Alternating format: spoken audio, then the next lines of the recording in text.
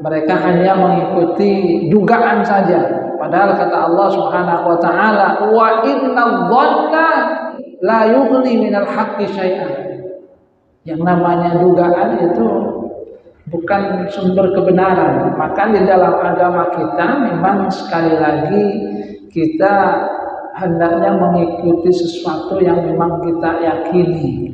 Wala taqfu ma laisa laka bihi ilm. Jangan ikuti sesuatu yang kamu tidak punya pengetahuan atas itu. Innas sam'a wal basara wal fu'ada kullu ulaika kana anhu mas'ula. Dan Allah sudah memberikan kita instrumen, alat supaya kita bisa mendapatkan pengetahuan. Apa itu? Berupa pendengaran. Carilah informasi yang benar, bukan menduga-menduga. Wal basar, penglihatan, lihatlah dengan benar. Wal fuad, hati. Ada juga yang menyatakan bahwasanya fuad itu adalah bagian yang ada di dalam otak yang itu terhubung dengan hati. Maka itu juga kemudian berkaitan dengan otak, akal yang diberikan oleh Allah Subhanahu wa taala. Jadi kata Allah Subhanahu wa taala, isyaratnya gunakan sesuatu yang sudah saya karuniakan kepada kalian, pendengaran, penglihatan, otak untuk berpikir dengan baik, untuk mendapatkan informasi. Jangan mengikuti sesuatu yang kalian tidak tahu. Cari, karena kalian sudah diberikan oleh Allah Subhanahu wa taala karunia untuk bisa mendapatkan informasi dengan baik. Kalau kalian ternyata tetap seperti tadi, hanya menduga-duga, tidak berdasarkan ilmu, maka kalian nanti akan dimintai pertanggungjawaban. Untuk apa diberikan telinga kalau tidak digunakan untuk mendengarkan informasi yang benar? Untuk apa diberikan penglihatan kalau tidak bisa melihat fakta-fakta yang ada di alam ini dengan benar? Untuk apa diberikan oleh Allah Subhanahu wa taala akal, otak kalau itu tidak digunakan untuk mencerna dengan baik?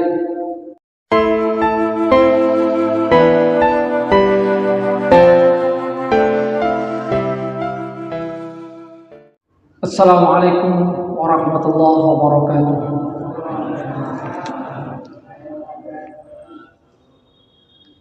Innal hamdalillah nahmaduhu wa nasta'inuhu wa nastaghfiruh wa na'udzu billahi min shururi anfusina wa min sayyiati a'malina. May yahdihillahu fala mudilla lahu wa may yudlil fala hadiya lahu. أشهد أن لا إله إلا الله وحده لا شريك له وأشهد أن محمدا عبده ورسوله لا نبي بعده. اللهم صل على محمد وعلى آل محمد كما صليت على آل إبراهيم إنك حميد مجيد. اللهم بارك على محمد وعلى آل محمد كما باركت على آل إبراهيم إنك حميد مجيد. رب اشرح لي صدري ويسر لي أمري wahlul 'uqdatam min lisani yafqahu qawli, amma ba'du. Hadirin jamaah pengajian rahimakumullah, alhamdulillah kita bersyukur kepada Allah Subhanahu wa taala atas segala karunia-Nya. Allah Subhanahu wa taala masih memberikan kita nikmat sehat, bisa melangkahkan kaki ke masjid ini dalam keadaan nyaman. Kita menghambakan diri kepada Allah Subhanahu wa taala lewat salat maghrib berjamaah. Kita lanjutkan kajian di surah An-Najm. Dulu kita sampai ke ayat yang ke-23. Sekarang kita lanjutkan di ayat ke-24, firman Allah Subhanahu wa taala, A'udzubillahi minasyaitonir rajim. Amlil insani ma tamanna walillahil akhiratu wal ula. Setelah Allah Subhanahu wa taala mencela apa yang dilakukan oleh orang-orang kafir Quraisy, di mana mereka menyembah berhala-berhala yang berhala itu dinamakan dengan nama-nama perempuan, Lata, Uzza, Manah. di mana kemudian Allah Subhanahu wa taala katakan bahwa itu adalah nama-nama yang hanya diberikan oleh ayah-ayah mereka, yang tidak ada dasar dari semuanya, yang mengisyaratkan bahwa di dalam agama kita apa yang kita lakukan hendaknya didasari atas satu alasan yang benar, bukan hanya sekedar ikut-ikutan, bukan hanya sekedar dugaan yang tidak berdasar. Maka di ayat ini Allah Subhanahu wa taala menyatakan amlil insani ma tamanna. Allah Subhanahu wa taala kemudian mempertanyakan tentang apa yang diinginkan oleh orang-orang yang menyembah berhala itu. Dengan menyembah berhala mereka berharap bahwasanya mereka mendapatkan pertolongan, mereka mendapatkan kemuliaan.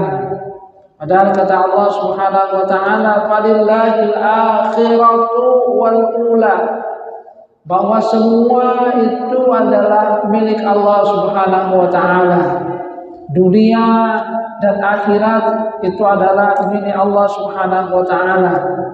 Artinya apa yang mereka angankan ketika mereka menyembah berhala, menyembah Lata, Uzza, Manah, dan mereka berharap untuk mendapatkan kemuliaan, mendapatkan pertolongan dari berhala-berhala itu sesungguhnya hanya at-tamanni. At-tamanni itu adalah angan-angan kosong belaka yang tidak akan terwujud. Karena memang berhala-berhala itu tidaklah memberikan pertolongan kepada mereka. Itu adalah benda mati biasa yang tidak akan bisa memberikan pertolongan, tidak akan memberikan syafaat. Dan ini ditegaskan oleh Allah Subhanahu wa taala supaya mereka menyadari bahwa apa yang mereka lakukan sesungguhnya adalah sesuatu yang salah. Bahkan Allah Subhanahu wa taala menyatakan di lanjutan ayat itu, wa kam min malakin fis samawati la tughni syafa'atuhum syai'an illa min ba'di ay ya'zanallahu liman yasha'u wa yarda.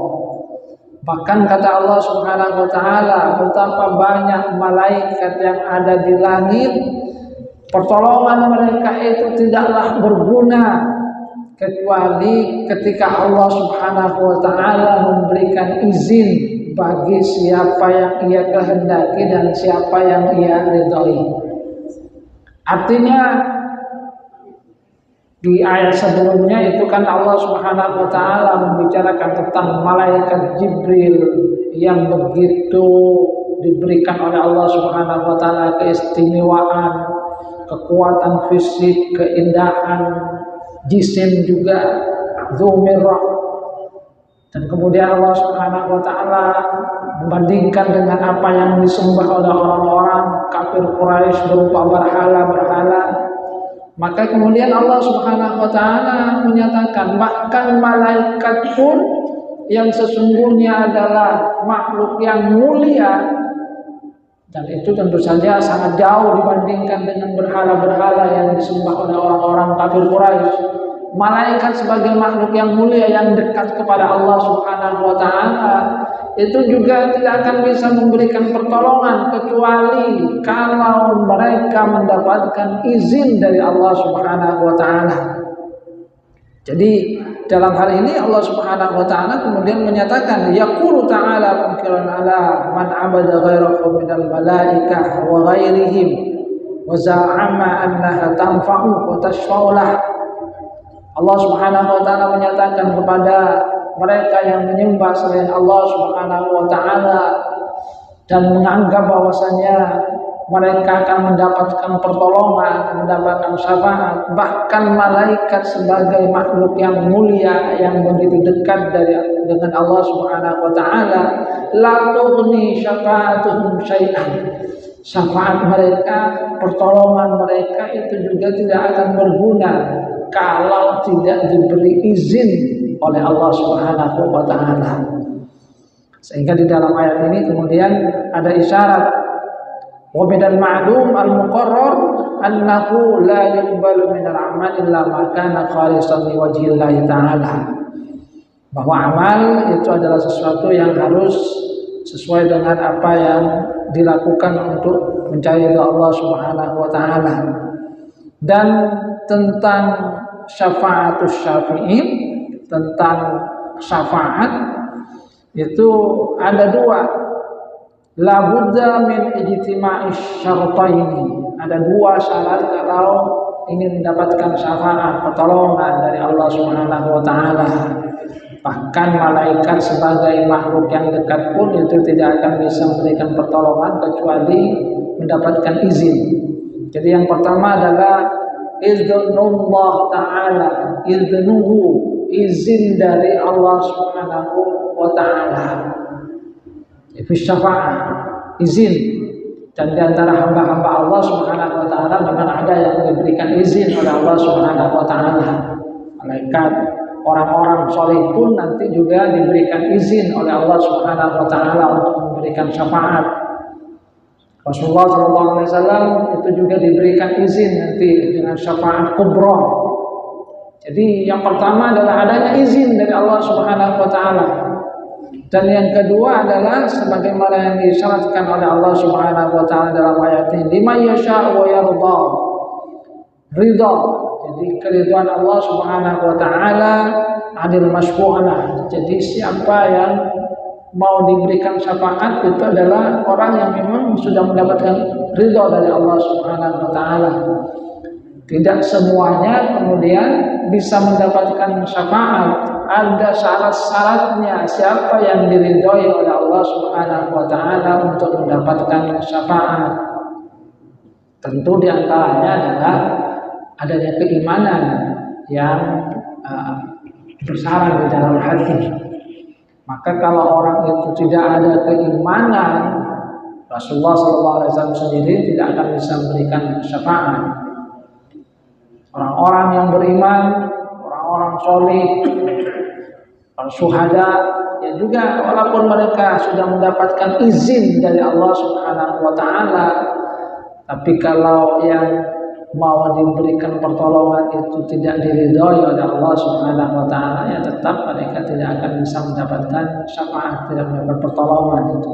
Jadi dua syaratnya, al-iznu wal ridha, izin dari Allah Subhanahu wa taala, dan yang kedua adalah keridhaan terhadap siapa yang dikehendaki oleh Allah Subhanahu wa taala untuk mendapatkan syafaat. Jadi Allah Subhanahu wa taala menyatakan bahkan malaikat pun sebagai makhluk yang mulia itu tidaklah bisa memberikan pertolongan kecuali atas izin dari Allah Subhanahu wa taala. Apalagi makhluk yang sesungguhnya tidak berdaya apa-apa seperti hanya berhala yang disembah oleh orang-orang kafir Quraisy, Lata, Uzza, Manat, yang tidak mempunyai daya apa-apa. Seperti yang saya ceritakan ketika Nabi Ibrahim alaihissalam itu digiring oleh kaumnya untuk ditanyakan siapa yang menghancurkan berhala-berhala ini. Kata Nabi Ibrahim, bal fa'alahu kabiruhum hadza, yang melakukan itu yang paling besar ini. Fas'aluhu in kanu yantiqun, coba tanya saja kalau mereka itu bisa bicara. Suruh tanya, itu kan yang kalian sembah, tanya saja. Nah itu yang besar itu bukan kapak gitu kan, coba tanya, kamu yang ngamuk ya. Dan mereka kemudian berpikir itu, ya tidak bisa kami tanya kepada berhala-berhala ini, berhala-berhala ini kan tidak bisa bicara. Nah, kata Nabi Ibrahim, kalian sudah tahu dia tidak bisa bicara, tidak bisa memberikan manfaat, tidak bisa memberikan mudarat, kenapa masih disembah? Yang sesungguhnya pada saat itu sudah ada masuk kesadaran pada diri mereka akan kesalahan apa yang telah mereka lakukan ketika mereka menyembah berhala yang sesungguhnya tidak punya daya apa-apa. Cuma datang waktu itu iblis menyamar sebagai manusia, sudah ini provokatornya, lempar saja dalam api, bakar saja dia yang melakukannya. Hadirin jamaah rahimakumullah, Jadi Allah Subhanahu wa taala kemudian menyangkal apa yang menjadi angan-angan dari orang-orang kafir Quraisy itu. Bahwasanya angan-angan mereka mendapatkan pertolongan ketika menyembah berhala itu sesungguhnya adalah sesuatu yang tidak mungkin terjadi. Maka yang dikatakan di sini adalah dengan kata at-tamanni. Biasanya tamanni memang adalah angan-angan yang jauh dari kenyataan. Beda dengan al-amal itu. Amal itu adalah angan-angan, bukan angan-angan, harapan terhadap sesuatu yang biasanya bisa terjadi. Maka memang misalnya dalam hadis Rasulullah Shallallahu Alaihi Wasallam itu memberikan petunjuk tentang siapa orang yang cerdas dan siapa orang yang bodoh.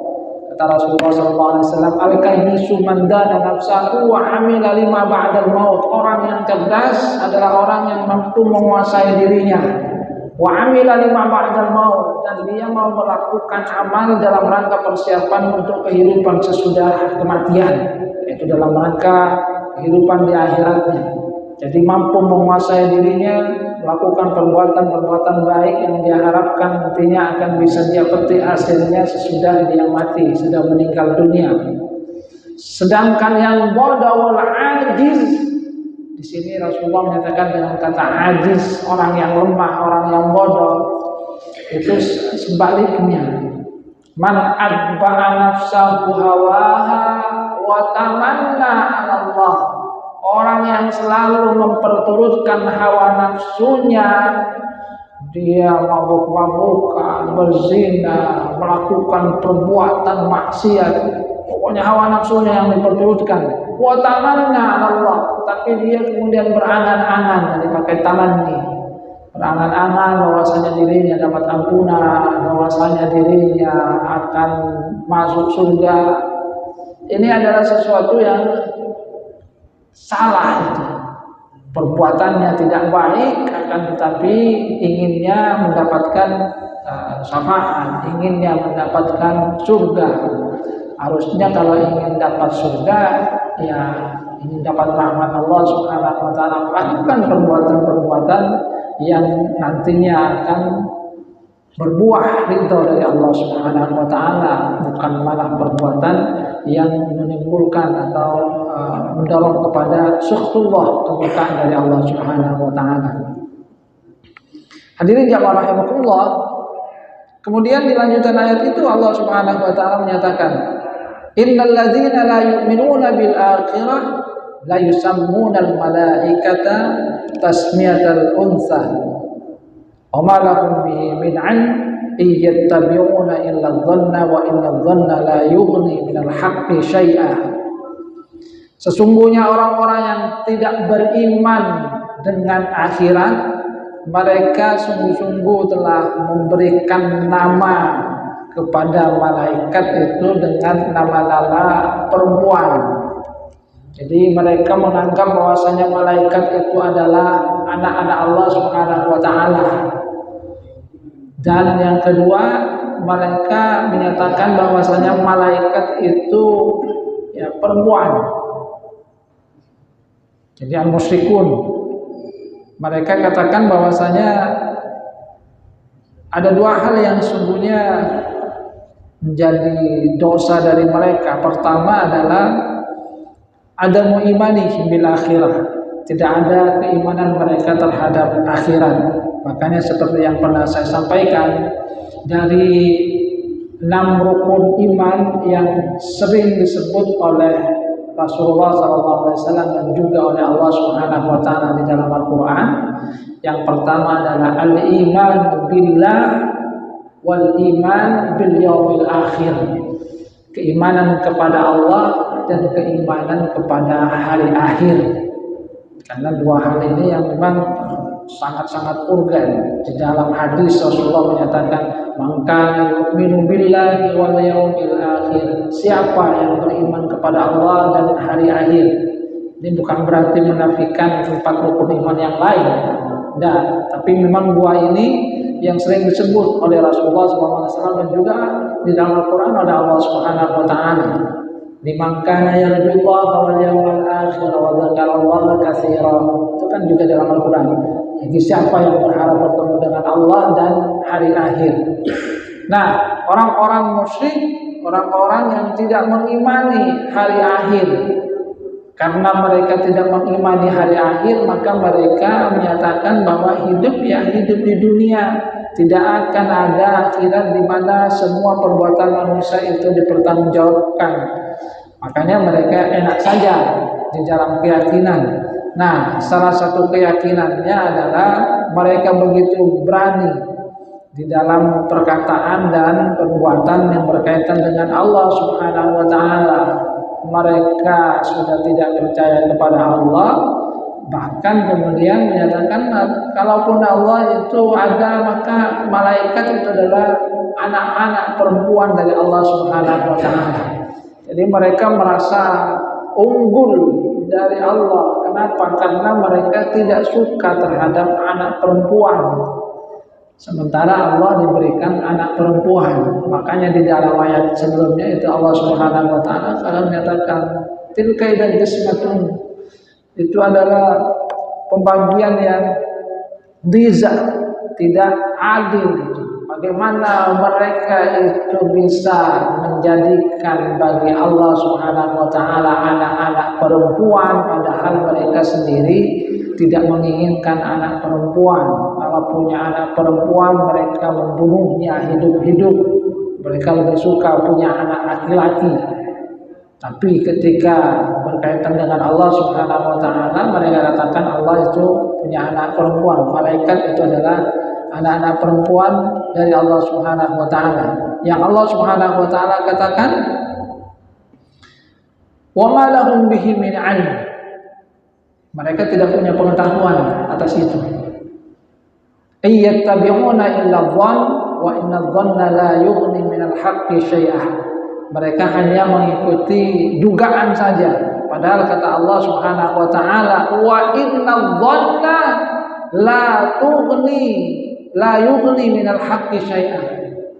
Yang namanya dugaan itu bukan sumber kebenaran. Maka di dalam agama kita memang sekali lagi kita hendaknya mengikuti sesuatu yang memang kita yakini. Wala taqfu ma laisa laka bihi ilm. Jangan ikuti sesuatu yang kamu tidak punya pengetahuan atas itu. Innas sam'a wal basara wal fu'ada kullu ulaika kana anhu mas'ula. Dan Allah sudah memberikan kita instrumen, alat supaya kita bisa mendapatkan pengetahuan. Apa itu? Berupa pendengaran. Carilah informasi yang benar, bukan menduga-menduga. Wal basar, penglihatan, lihatlah dengan benar. Wal fuad, hati. Ada juga menyatakan bahwasanya fuad itu adalah bagian yang ada di dalam otak yang itu terhubung dengan hati.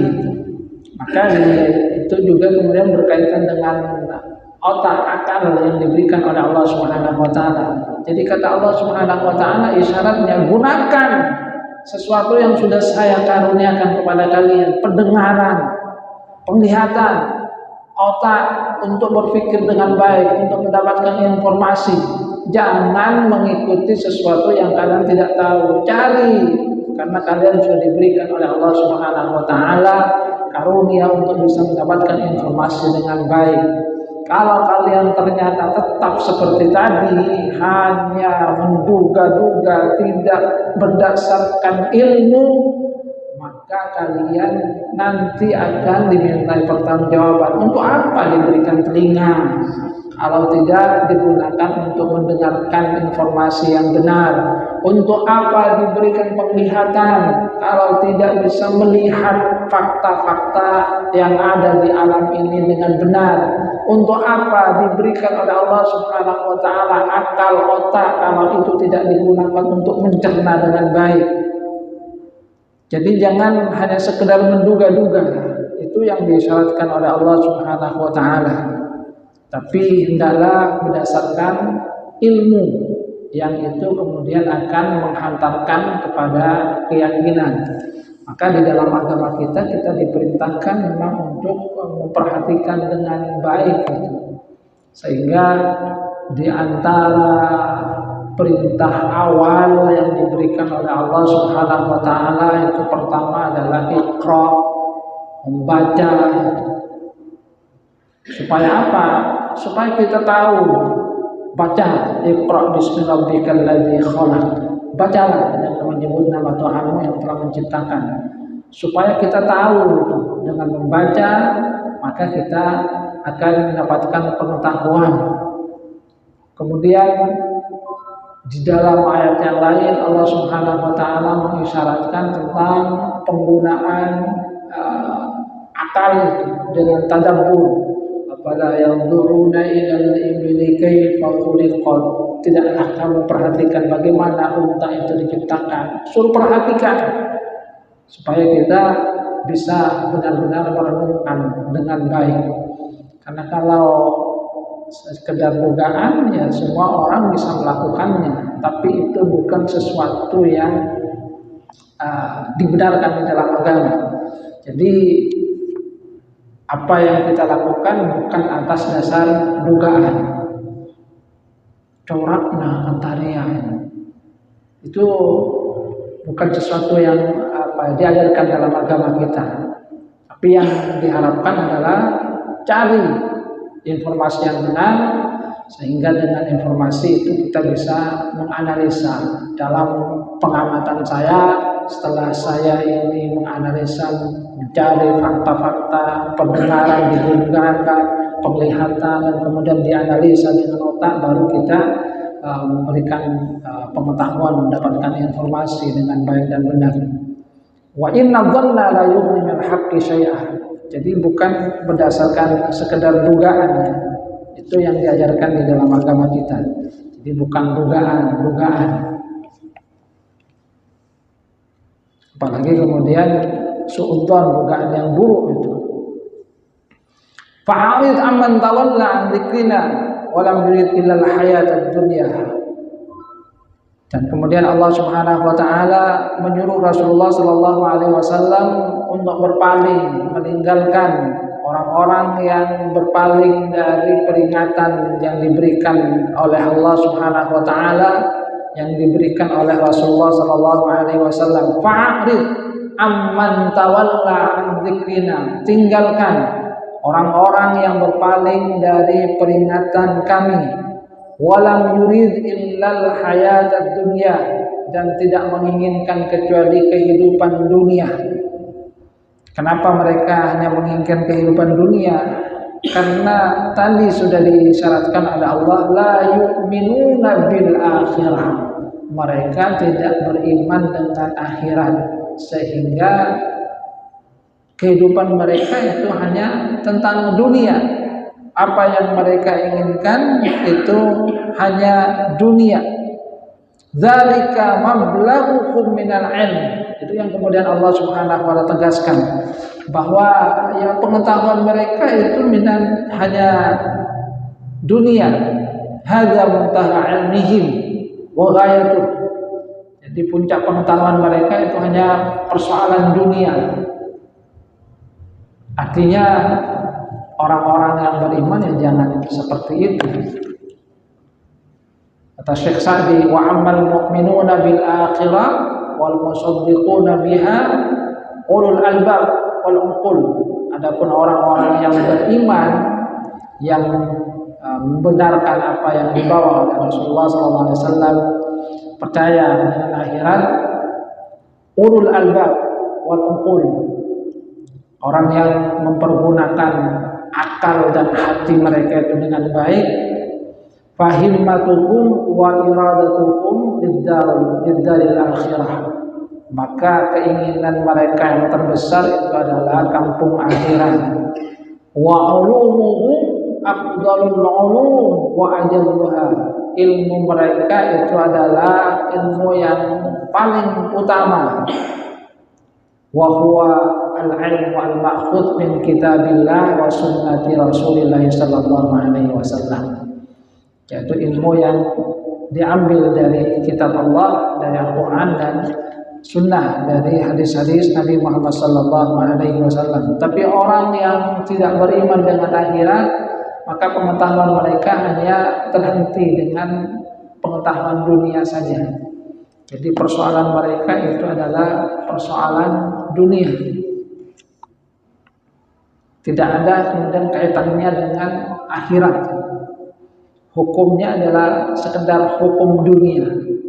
Padahal kalau kita bandingkan, ada banyak hal yang tidak sesuai dengan apa yang ada di dunia. Apa yang ada dalam hukum yang matematika agama itu kan sering berbeda dengan matematika dunia. Kalau matematika dunia 1 dikurangi 1 ya 0. Tapi kalau matematika sedekah misalnya 1 itu dikurangi 1, apa yang diambil dari sedekah itu kata Rasulullah mana qasad sadaqatun min mal. Sedekah itu tidak akan mengurangi harta. Itu kan berbeda. Artinya apa yang Allah Subhanahu wa taala dan Rasulullah SAW sampaikan itu adalah hal yang juga berkaitan dengan akhirat, yang kadang sekali lagi itu di luar jangkauan dari akal manusia. Tapi orang-orang yang tidak beriman dengan akhirat ya hanya sekedar pengetahuan dunia saja. Pokoknya kalau harta itu diambil itu habis. Sehingga mereka kemudian pelit, tidak mau untuk berbagi harta. Karena tadi matematikanya sekedar matematika dunia. Kalau harta ini saya sedekahkan ya sudah habis. Saya punya uang 100.000, saya sedekahkan diberikan kepada orang lain 50.000, jelas sisa saya hanya 50.000. Tapi dalam matematika agama ya belum tentu. Di situ ada keberkahan yang diberikan oleh Allah Subhanahu wa taala. Punya 100.000 sedekah 50.000, maka kembalinya itu bisa jadi minimal 10 kali lipat, bisa sampai 700 kali lipat. Dan itu adalah berlaku kepada orang yang yu'minuna billahi wal yawmil akhir, yang beriman kepada Allah dan hari akhir. Tapi kalau orang yang tidak beriman ya sekedar makanya mereka ya menghabiskan kehidupannya untuk sekedar dunia saja. Dzalika mablaghuhum minal ilm. Itulah puncak pengetahuan mereka. Maka Rasulullah SAW bukan diperintahkan sudah kalau orang sudah tidak mau mengikuti apa yang diajarkan oleh Rasulullah SAW, berpaling saja. Mereka hanya menginginkan kehidupan dunia, tidak beriman kepada akhirat, dan jelas mereka tidak menginginkan kehidupan akhirat. Ya hanya dunia yang sesungguhnya kalau dikejar itu tidak akan membuat manusia itu puas. Cuma karena rasa tamak saja dari manusia itu yang membuat dirinya ingin memiliki banyak. Coba seandainya diberikan 1 lembah emas, kira-kira mampu tidak kita menghabiskan? Kalau keinginannya ingin nambah lagi, untuk apa nambah? Ya sekedar puas saja, sekedar puas punya, gitu kan? Hanya sekedar puas karena punya, tapi tidak bisa menikmatinya semuanya. Karena kata Rasulullah SAW, ketika orang itu berkata mali, kata Rasulullah, "Oh malah kami malika illa ma'akalta." Harta kami itu cuma pertama yang kamu makan. Punya roti di bawah, tapi ketika belum makan ya belum tentu merupakan miliknya. Mungkin saja diambil temannya, empok lapar kiai. Hanya sekedar bawa. Yang kedua adalah malah bisa yang dipakai. Punya tapi tidak dipakai, hakikatnya ya bukan miliknya. Ada banyak orang misalnya punya villanya jarang dia tempati. Yang menempati setiap hari adalah pembantunya yang menikmati indahnya villa, yang menikmati empuknya kasur, dibayar lagi. Jadi sudah menikmati empuknya kasur, menikmati indahnya villa itu, tiap hari nyenyak tidur di situ, diberi bayaran oleh tuannya. Sementara tuannya itu mungkin hanya datang 1 tahun sekali gitu. Jadi hakikatnya kalau seperti yang dikatakan oleh Rasulullah, ya pemiliknya adalah pembantunya itu. Cuma secara sertifikat mungkin adalah tuannya itu yang punya sertifikat, tapi yang menikmati kesehariannya itu adalah pembantunya. Jadi Rasulullah itu mengisyaratkan bahwa harta itu adalah yang dimanfaatkan, yang bisa digunakan, dimakan, dipakai, dan itu dimanfaatkan di dunia. Sedangkan yang ketiga adalah ma tasaddaqta, yang kamu sedekahkan. Fa'abdaita, dan itulah yang kita abadikan. Nanti kita dapatkan manfaatnya di akhirat. Selain itu, wa ma siwa dzalika fa huwa zahib. Selain itu ya bisa jadi pergi, wa tarikuhu linnas, atau ditinggalkan untuk orang lain. Orang yang meninggal, hartanya masih banyak, nah, anaknya, istrinya itu yang menikmati. Seperti pernah ada gurauan, sungguhan ada apa enggak saya kurang tahu. Ada orang yang kerja ke Malaysia itu kerja banting tulang sampai hartanya banyak itu. Saya itu pulang bawa harta banyak, dan istrinya karena terlalu capek kerja di Malaysia itu sebentar kemudian meninggal dunia. Hartanya dimiliki oleh istrinya cuma. Istrinya setelah lewat masa iddahnya kawin lagi dengan seorang. Jadi suami yang baru itu menikmati hasil kerja keras dari suami yang lama. Nah cekena suami yang baru itu.